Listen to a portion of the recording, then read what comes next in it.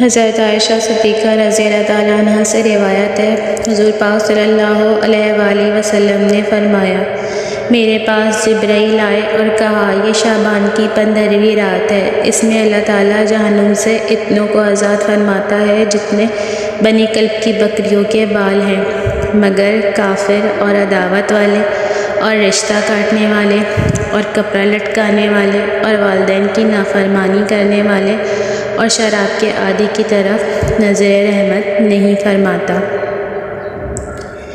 شعبان کی 15ویں شب کو نماز مغرب کے بعد 6 رکعت نماز نفل 2 رکعت کر کے پڑھیں۔ پہلے 2 نفل سے پہلے عمر میں خیر و برکت کی نیت کریں، دوسرے 2 نفل پڑھنے سے پہلے بلا و مصیبت سے محفوظ رہنے کی نیت کریں، تیسرے 2 نفل پڑھنے سے پہلے مخلوق کا محتاج نہ ہونے کی نیت کریں۔ ہر 2 نفل ادا کرنے کے بعد 1 بار سورہ یاسین، 21 بار سورہ اخلاص پڑھیں اور درود پاک پڑھ کر دعا مانگیں۔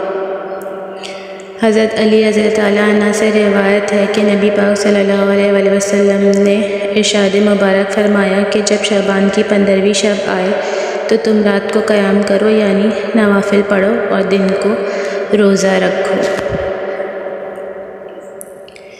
ماہ شعبان کی 15ویں شب 8 رکعت نماز 4 سلام سے پڑھیں۔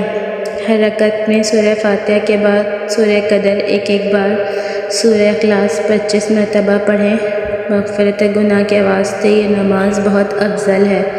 انشاءاللہ اللہ تعالیٰ اس نماز کے پڑھنے والے کی اللہ پاک بخشش فرمائے گا۔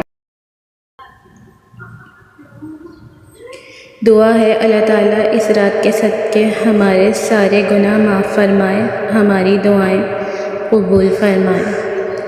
کتنے عظیم ہوتے ہیں وہ لوگ جو دوسروں کا دکھ اپنے دل میں سمو لیتے ہیں، لیکن اپنے غم صرف اپنے رب کو ہی بتاتے ہیں۔